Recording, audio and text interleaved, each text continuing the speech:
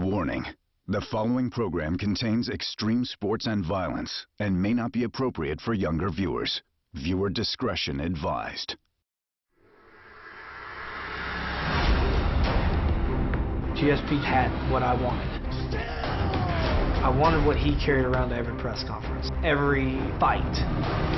That's what I just earned, but it's taken away from me. I swear to God that won't happen again. I have to step away for a bit. We're like, oh man, who can we fight next? I went through the ups and downs. I've had a lot of champions around me. I've seen what it's like. And I'm ready.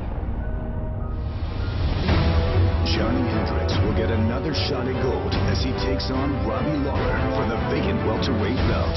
Former UFC interim champ Además Condit will fight two-time All-American wrestler Woodley, and seven-time Fight of the Night winner Robbie Sanchez will throw down with undefeated rising star Jury. This is Countdown to UFC 171.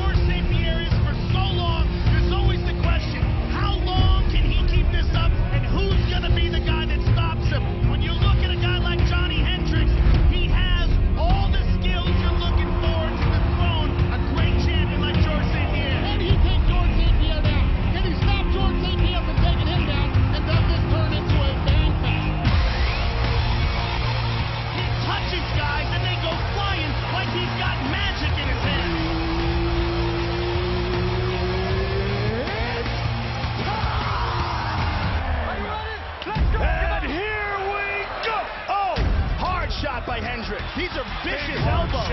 Nice hard knee by Johny Hendricks. He's landing these knees over and over again. Johny Hendricks had a fantastic fight with George St. Pierre. Takedown, good counter by Hendricks. So far, Hendricks, the leader in significant strikes landed. There's another straight left. George St. Pierre has got to be in desperation mode at this point. It was one of the first times that we've really seen George St. Pierre tested. Oh, counter again with the left hook. Hit him with a hard left uppercut. Now George is in trouble. He's wobbly. Another one. Oh, my goodness. George is in big, big trouble here, Mike. He put one of the biggest beatings on George St. Pierre we've ever seen. George has never been taken down 3 times in one fight. Hendricks has taken him down twice. He beat him up. He made him look bad at times. Look at this. He outmuscled him. Hendricks is strong. He did everything he needed to do. He is busted up big time. And Hendricks barely has a mark in his face. I think we may have a new welterweight champion. And still the undisputed UFC. Hendricks is crushed. Crowd is booing. People were just shocked. It was a fight that a lot of people felt Johny Hendricks won. The people who really matter, the judges, said that George St. Pierre won. I want that belt. That's what I just earned. But it's taken away from me. I swear to God that won't happen again. I was like, you gotta be kidding me. That was the worst he's ever looked after a fight. You're going, man, that's the champ. That's the guy who still holds the belt. And I'm perfectly fine. I could fight the next day if I had to. I have to step away for a bit, and that's all I can say right now. I have so much stress, so much stuff going on in my life. I left everything I had, like I left it all in the octagon. Been fighting for a long time. I had 22 fights in UFC. 15 of my fights is for a world title. A lot of pressure, a lot of criticism. One day, when I feel like it, I might come back. But right now, I need a break. I give it all, you know. Nobody wants to see George St. Pierre walk away, but it really invigorates the welterweight division.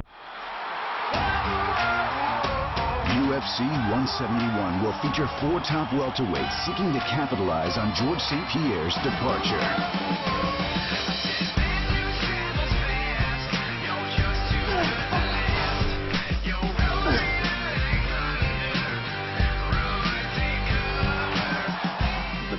basically up for grabs. It's a vacant title.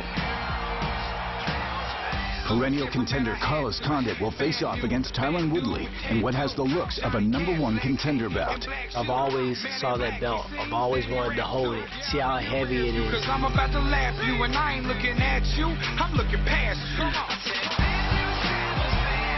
I've been wrestling all my life. I hated being ranked #2. I want to be #1 because I want everybody to be coming after me.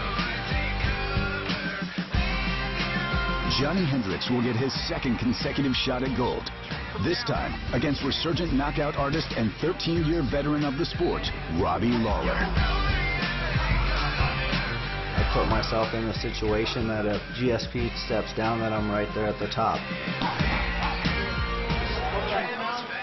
Now it's my time.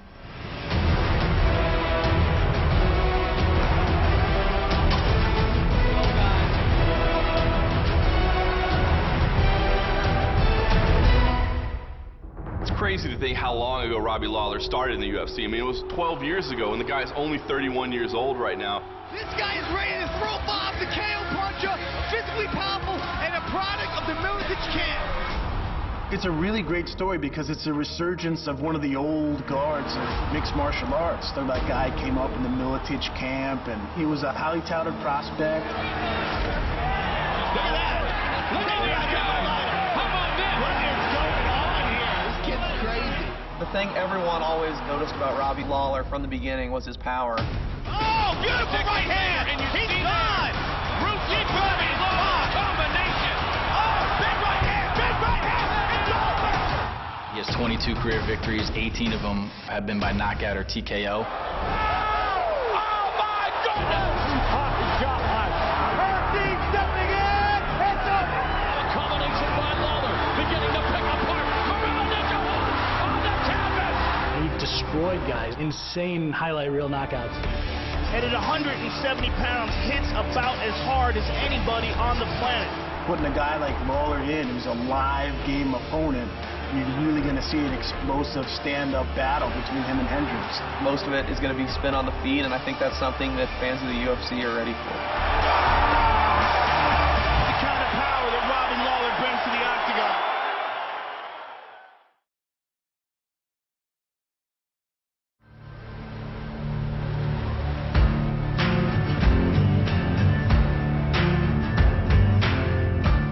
I started doing martial arts at 8 years old. I started doing Taekwondo, and then I wrestled all the time. When I think I was a sophomore in high school, Pat Milicic brought some fighters up to the gym.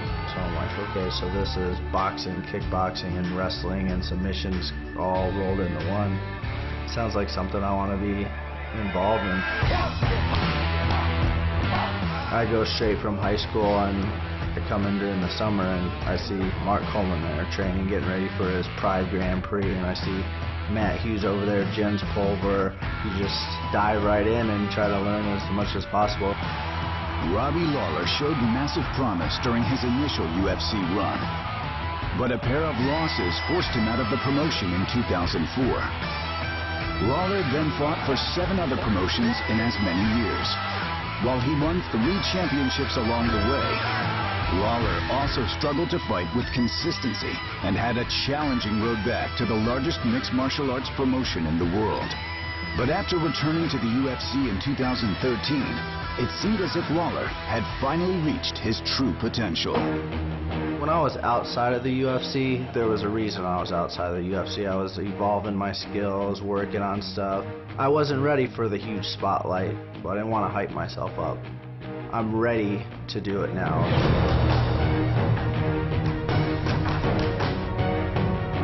When I got the opportunity to come back in the UFC, I was very excited, and it was like a whole new career got started. Robbie Lawler at 170 pounds is a very, very dangerous and explosive fighter. He had a nearly 9-year absence from the octagon, but somewhere along the line found his maturity as a fighter.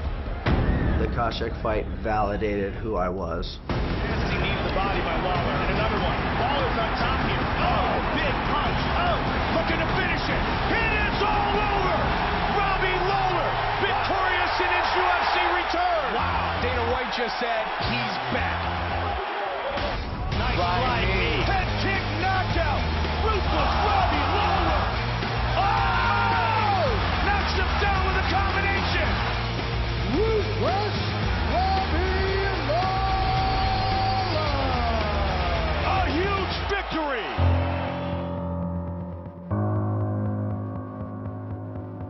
While Robbie Lawler spent much of his career training in his home state of Iowa, his resurgence can partially be attributed to joining one of the most well-respected camps in mixed martial arts. Directly before his comeback at UFC 157 against Josh Koscheck, Lawler began training at American Top Team in Coconut Creek, Florida, and saw immediate success. American Top Team has allowed me to grow as a fighter. They've pushed me. Everyone's willing to do things to make you better, and in turn, you make them better. 1, 2, 3, ATT! I feel like when I first started in the UFC, they wanted this story, and there was really no story. I was just a young kid coming out, trying to fight. With the long road I've had, there's a story there. It's about falling down and getting back up. When I'm fighting Johnny, I need to hurt him, plain and simple.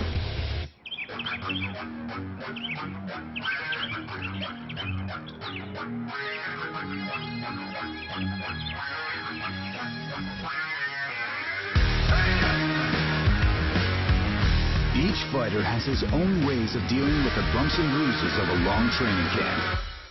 Some more unique than others. Several times per week, title contender Johny Hendricks uses cryotherapy, a process which involves entering a chamber cooled with liquid nitrogen to temperatures nearing -200 degrees Fahrenheit. I call it the freezing tube. We punch a lot. You know, your hands and stuff get sore. There's a lot of times that you'll have injuries, and you can actually train through them because that thing helps heal them faster.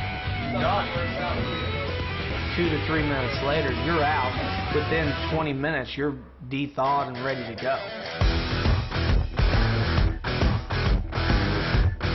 Johny Hendricks came up as a wrestler. He was a two-time national champion wrestler in college. He has a wrestling base that's just about unmatched. I mean, there's very few people in mixed martial arts that could say they have the type of collegiate wrestling background that Johny Hendricks did. So he came into the UFC with those credentials.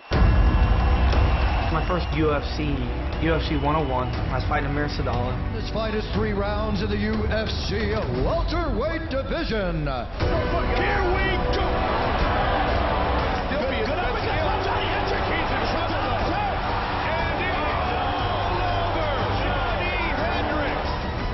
Certainly he's got the background in collegiate wrestling. That's where he started, but he's added an extremely dangerous punching arsenal to that as well. Come on! Pitch and Hendricks, and here we go.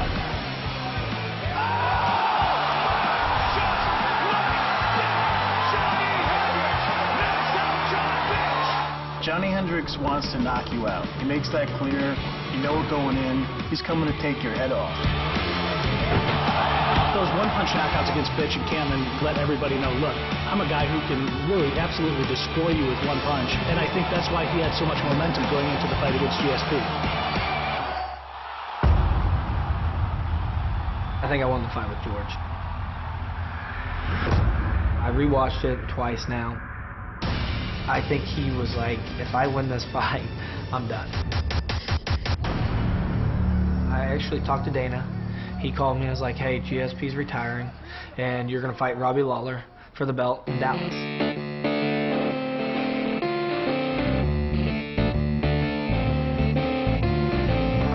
It is about the belt. It wasn't about GSP. I'm coming back. I'll get that belt. It's mine. GSP just had what I wanted. I don't need it. I just want it. Don't you worry about me. I'll find my own way. Don't ask the question. You know the answer. I never really had a doubt. This is the way it was supposed to be, plain and simple.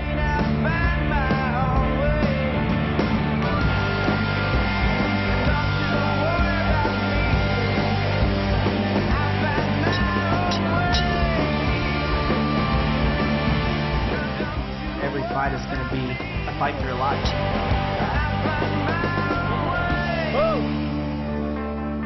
I'm just excited to be fighting for a world title in the UFC, plain and simple. You got a guy who's been around for a long time, a guy who was supposed to be that never was, but kept grinding and fought his way back up to the top, and now it's my time.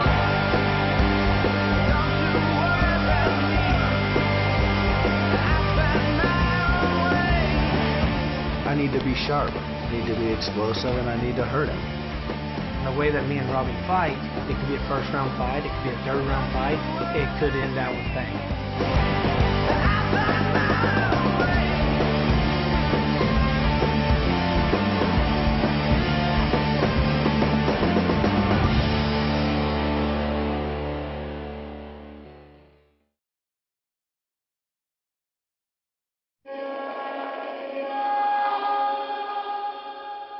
I've come farther in this sport than I ever imagined. I'm enjoying doing what I do for a living. I get paid to get in there. Fight.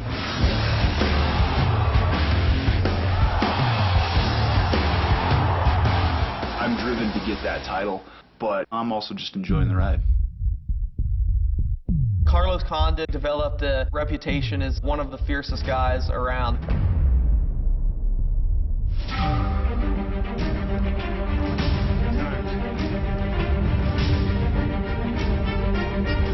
He's been fighting at a top level against elite fighters for more than a decade. And it is Carlos Condit, the natural kill that ends it.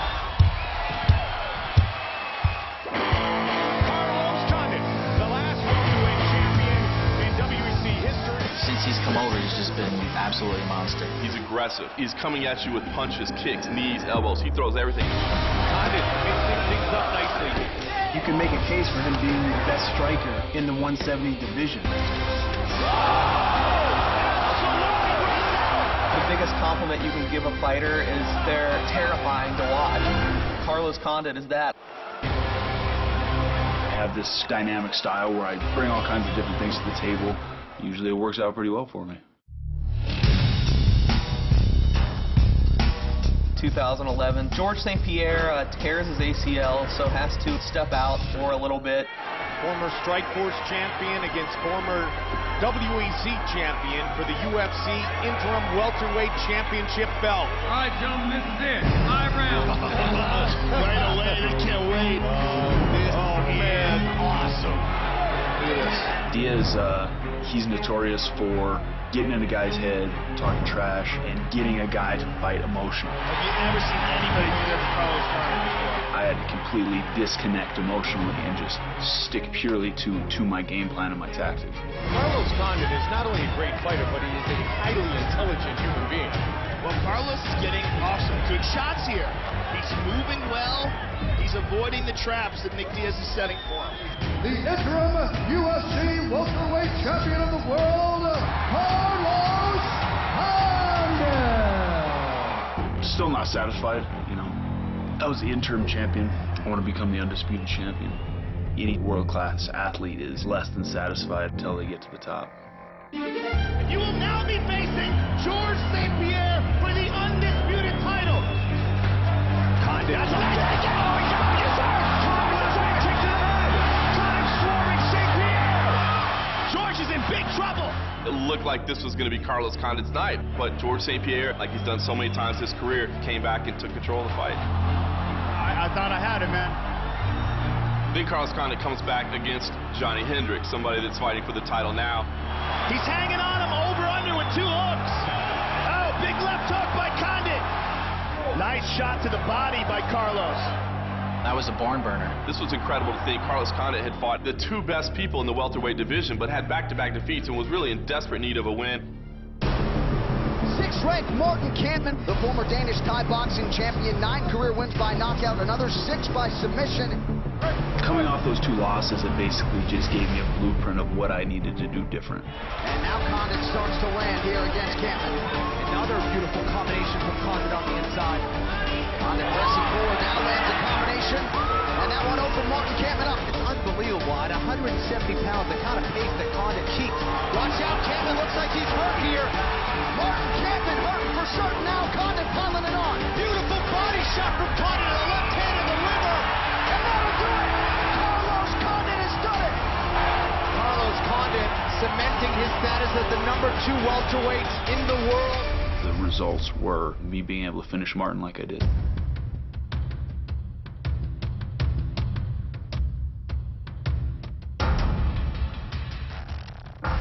Carlos doesn't take any time off in between fights. We've kind of established that it's best for his body if he just maintains a certain level of fitness. It's probably why he has such great cardio too, because he takes no time off. So he's been in camp now since his last fight. So right now we're just kind of working on his strength, a little bit of power, and we're getting ready to transition into a little bit more conditioning for him. Kind of get a little side-to-side movement, man, so get that body, yep, right there, there you go. That body down, keep working. Keep going. Driving. Got it, good, got it. He's going to get stronger, he's going to be more explosive, so Carlos is his strongest, his most explosive going into that fight that he's ever been to face such a dynamic fighter. Good low base. Last one, pull through. Good job. Carlos Condit is definitely a front runner to get a title shot, if not be a title holder at some point in 2014, especially with this division being wide open now. Yeah, good hips, dude. Love that. Pull the hips through the sled. Stay stronger. 10, 9, 8, 5, 6, 7. Switch. Got it. The door is open for everybody in the welterweight division, and nobody more so than Carlos Condit. Good feet. He says he's sick of hearing that former interim champion in front of him. He wants to be just the champion. He's shown he has the ability. This is a chance for him to sort of get back on the cycle, get back on the treadmill, going in the right direction. Condit, for all intents and purposes, gets the victory here, and he's right back in the title discussion, probably faces the winner of Hendricks and Lawler. Got it. Good. Right there.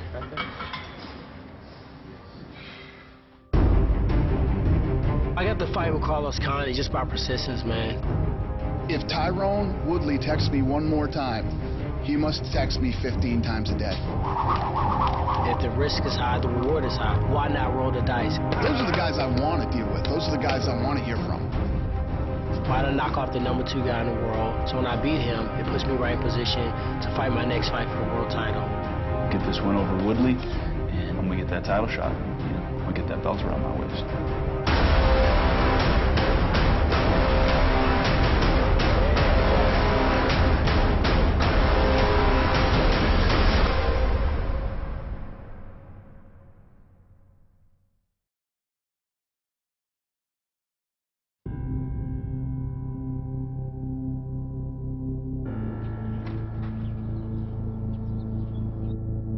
I'm a family guy.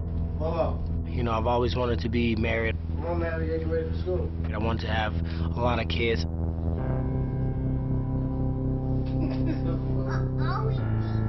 Family is the most important thing. Every morning is an adventure. It's what I fight for. It's what I try to be successful for. I want to see my family have an abundance. I want to see us get rid of any financial stress. Neighbors are building a pool. Every time I fight and every time I take a step towards that title, it puts me in a position where I'm looking at the house that I envision. I'm looking at that pool in the back for my boys to play in, that big yard. They appreciate seeing their dad training. That's what keeps me driving, keeps me pushing. When I get this world title, when I reign over the division, our life is going to change dramatically.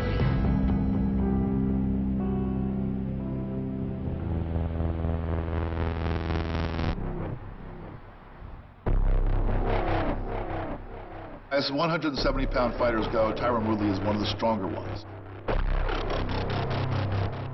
Literally has tree trunks for legs. The guy is just an athletic freak.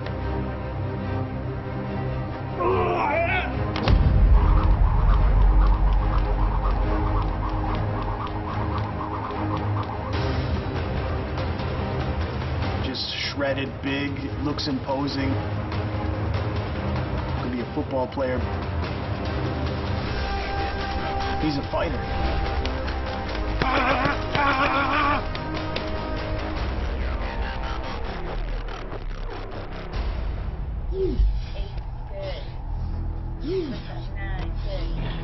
I'm really tailor-made for this sport.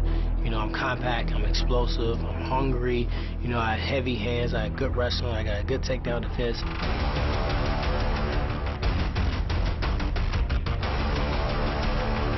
I'll be a very hard guy to beat in this division.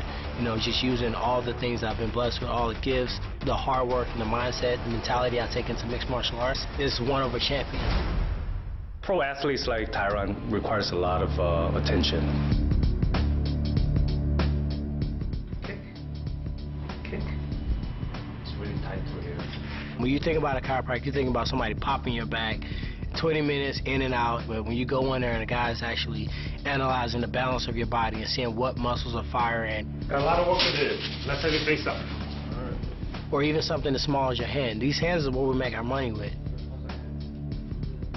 So for those little small things or little small advantages, I think that make the world of difference in a fight. In these guys, they all train hard. It's that millisecond of response and the muscle memory that really counts. Kick. Much better. Good job. You were missed, Doc. So if I could get him to the extra milliseconds, I did my job. Good. Good motion. Walk around, see how that feels. Feel good. Awesome. Tyron Woodley, 6 wins via submission. Tyron Woodley started out his career 10-0, looked like a very, very bright up-and-coming prospect. Woodley goes on the attack. Coy now. Woodley takes Coy down. Very, very effective in what he did. He was able to get the fight to where he wanted it to and get the victories he needed to get to move forward in his career. When you come into any sport, you know, you lean into your background. For me, it was natural for me to lean to my wrestling. Woodley went 48-0 in his senior year of high school as a wrestler. Built a name for himself in strike force. There's an elbow. And still undefeated, Tyron Tyron Woodley comes into the UFC. His first fight is against Jay Huron. Jay the Thoroughbred Huron, 23 wins, 12 first-round finishes. I knew he was a veteran. He had 12 finishes in the first round. He was a very seasoned, gamed opponent. Tyron Woodley is a massive welterweight. His wrestling is top-notch and working very hard. Big shot, looking to finish it right away. Huron just trying to survive. Big shot, ground and pound. That's it. Just like that. What? Wow. Tyron Woodley just made a statement, ladies and gentlemen. That was truly a scary knockout. I mean, for somebody that we thought was a wrestler, he announced immediately that he had striking as well. These guys who are great wrestlers have to evolve. They have to learn some other stuff. You're not always going to be able to take a fight to the mat. I really focus on evolving my striking. Your power is developed with timing and technique. Anybody can swing an arm punch very hard, but the person who has good accuracy can get on that person's chin as fast as they can, as hard as they can. Those are the ones that push you to sleep. Bring it on, come on. And here we go. Big uppercut, big right hand by Woodley. Big knee. Oh, another nice right hand. The Koscheck fight was huge for me. Fighting a guy like that that's fought for a world title, beating a lot of top-level guys, had over 20 fights in the UFC. That's it. That's it. Oh, my goodness. Woodley knocks out Josh Koscheck. Oh, my goodness. Wow. That is power. Tyron Woodley is very exciting now. You can ask Josh Koscheck and Jay Huron how exciting Tyron Woodley is. He comes in there to bang now, and I think he's got everything. He's got top-level wrestling, but he's bringing heavy hands, and that brings an entire new element to his game.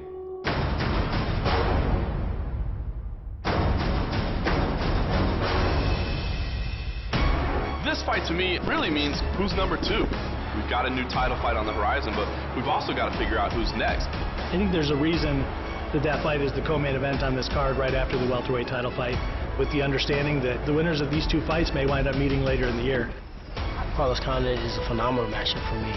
When I looked at the welterweight division, when I look at the guys that are ranked high that I do well against, just on pure style matchup, and he was one of the guys, and he was close to the top of the list. We're always trying to climb. We're always trying to climb the ladder. He's got everything to gain, nothing to lose, really. But I know that I have the abilities and the skills to take him out. It's going to be high-paced. I think we're going to be in each other's face. We want to go home with the fight tonight, bonus. We want to go home and, you know, with some extra change that we didn't expect to get. I got to get to the top, and it's through him.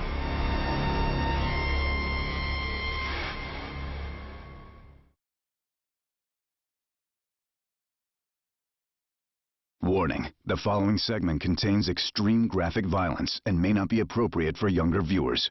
Viewer discretion advised.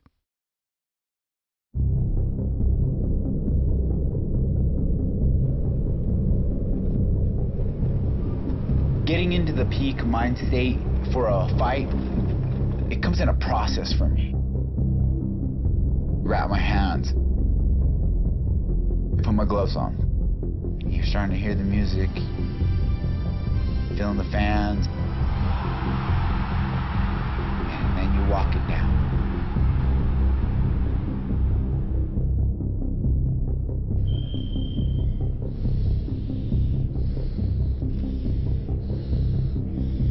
Putting Vaseline on your face and checking you. You're saying bye to your coaches. You step in that door, I feel the canvas on my feet, and I say, yeah, this is what I was born to do. This is my dream, this is my life, this is my destiny. And then I'm like, all right, it's on. It's time. Come on. Diego, look at this. Beautiful job by Diego. I'm letting it be known I'm fearless in there. Screaming while he was taking it down. When I think of Diego Sanchez, I think of a guy screaming yes, yes, yes, and fighting until the final bell. He is intensity personified. Diego Sanchez has been in some of the best fights in UFC history. All we ever see from the guy is fight of the night fights. We see fight of the year fights. You gotta love Diego Sanchez, his fighting spirit. Diego Sanchez's last fight was with Gilbert Melendez. We used to train together. We had magic moments in our training. We knew, okay, this is the type of fight it's gonna be. It's gonna be something great. Here we go. Diego rushes towards Gilbert to start this round. Gilbert with some good punches. He tagged him. Gilbert's got to set the pace here. This is what we thought we might see. This is what we would hope to see when you have these two warriors go at it. They bite down their mouthpiece and start swinging. Sanchez just never went away. No matter what Gilbert hit him with, Diego was still there. This is madness.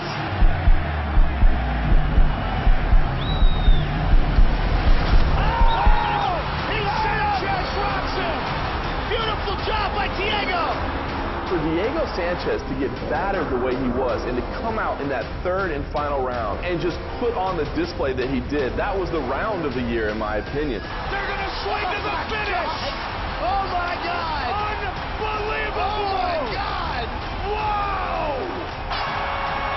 That is as good as it gets! That's the greatest fight I've ever seen in my life.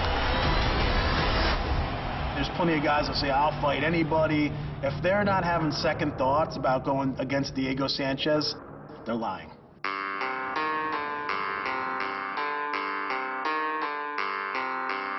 I am absolutely not scared to fight Diego Sanchez. I'm actually excited.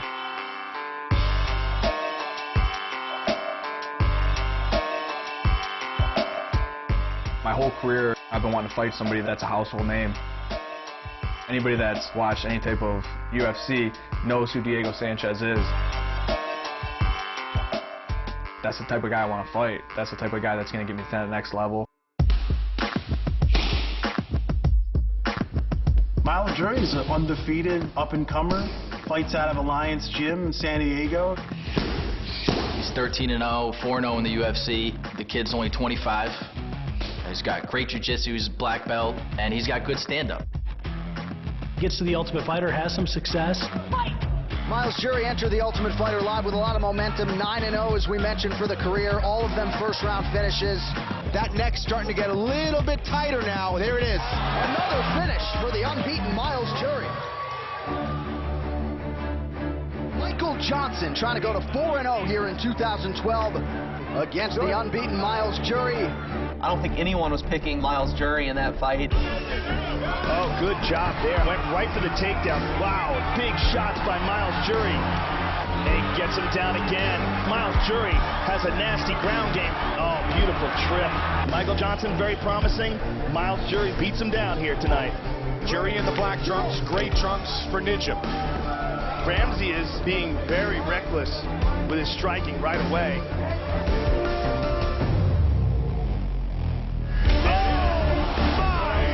Just like that, Myles Fury Jury Still less than 2 years into his budding UFC career, Miles Jury has not only seen success in the octagon, but has also gotten to experience some of the early popularity that could eventually grow into stardom if he were to stay on the winning path. Feels so special. The Tops people came in today and they made a card up for me, which was pretty cool, you know, ever since I was a kid. Seeing baseball cards, you know, it was always awesome to think about getting one of those. Sloppy handwriting that my teachers always said, man, this pays off now. I actually had to put on some gloves that I signed. Officially worn by Miles Jury. All just the work I've been putting in, it's finally starting to show. My life is changing, you know, rapidly. It's crazy when you think about it. Before his recent success stemming from a stint on season 15 on The Ultimate Fighter, Jury was briefly a cast member of another season entirely, and this turned out to be the greatest test of his resolve. The Ultimate Fighter 13, I was 21 or 22 at the time, and I was getting the biggest opportunity of my life. I ended up tearing my ACL the first day. Hurts? Where? Your knee? Got sent back home, and that was one of the hardest years of my life. This was my opportunity to make a life for myself. And I felt like I just had the rug ripped right underneath me. I just remember being so broke, having to take clothes back to the secondhand store just to get 20 bucks. Really thinking maybe this sport isn't for me. I was staying in Jeremy Stevens' house. Fighting out of San Diego, California, Jeremy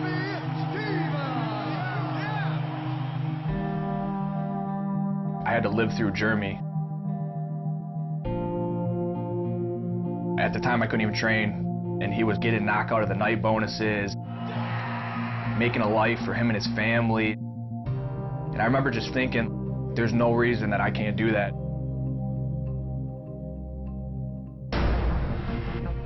It came to a point in my life where I wouldn't take no for an answer. I sucked it up and I kept going. I'm willing to do anything I have to do to get what I want. This is a huge opportunity for Miles Jury. You've got to be happy for him because this is a guy that deserves it. Diego Sanchez has been in the sport a long time. You know, he's awesome to watch. He's a fan favorite. He brings it. Literally, it's the fight that Miles needs to get him to the next level. Diego Sanchez is definitely the biggest name that I've ever fought. But to me, it's just another opponent. There was an opponent before Diego Sanchez, and there's going to be an opponent after Diego Sanchez. I've prepared every day, my whole life for this. I'm just going to go out there and enjoy it.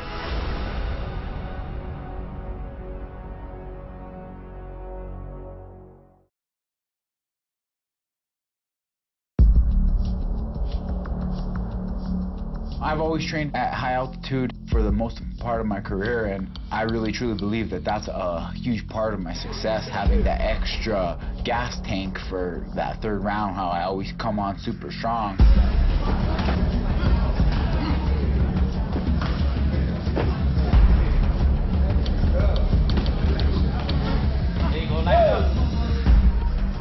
These people invented this mask that constricts your breathing. Therefore, you could strengthen your lungs even more. So if people thought I had really good cardio before, I'm taking it to another level nowadays.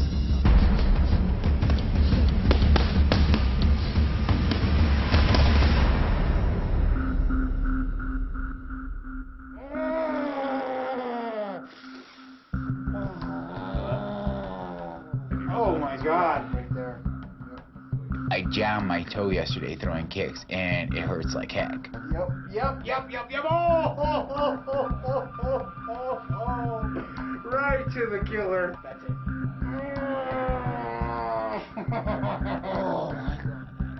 Oh my God. Oh. The longevity of a mixed martial arts fighter all comes down to decisions. You know, I'm the first Ultimate Fighter. I'm 6th all-time minutes in the cage. I've put down fight after fight after fight of the night. Oh. His ability to block out pain and to fight through things, something I've never seen before.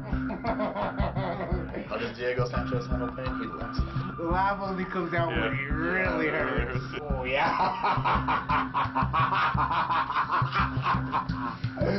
Now I'm doing things right. I'm listening to my body. When I need to take some rest, I take some rest. When I need to go hard, I go hard.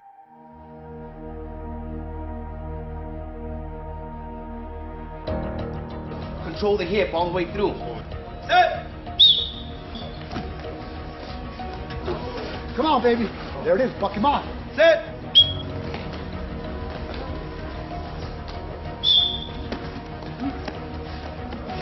Set! I have a personal wrestling coach. His name's Bart Lujan. You see Bart before my fights. He gives me the little slaps. I knew I had to have a hard-nosed coach that would do the old school style. I want double leg, pick him up, take him down, slide to a half. Stand up, run with it, break the hand, hit your switch. They get in your face, they get you amped up. What's number one? What's number two? What's number three? Get up. I work with the high school kids, and it works out perfect because I'm already so worn out from all the other trains that I've done throughout the day. These kids are young, they're in great shape. I have to really use my technique.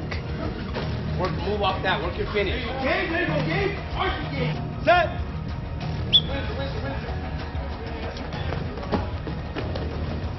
There you go. There's nothing. There's nothing yet. Beautiful.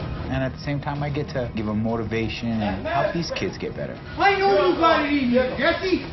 I know you got it in you. Over the years, I've found out who I am. I had the fights where I didn't pull the trigger. That's it, Diego. There was those fights. Stand back, in position. I'm gonna start this fight right away. I'm gonna stand in the middle of the cage and I'm gonna say, come on, let's do this. If he wants to stay on the outside and run away like a little girl, Miles Jury, please don't. The fans ain't gonna like you. The organization ain't gonna like you. Scramble it, scramble it. Ain't nobody gonna like you.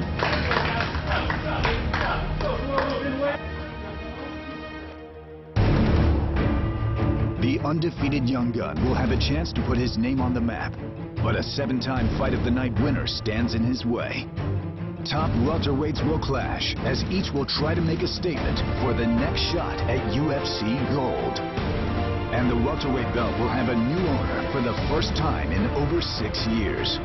2 knockout artists will throw down with everything on the line. UFC 171.